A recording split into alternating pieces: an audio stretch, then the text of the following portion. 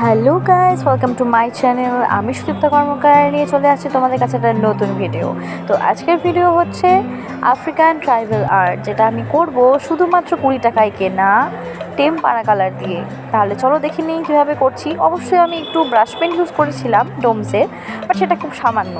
তাহলে শুরু করি আজকের আর্ট, আর তোমরা দেখতে থাকো। আর অবশ্যই সাবস্ক্রাইব করো আমার চ্যানেলটিকে, আর কমেন্টে জানাও কেমন লাগলো।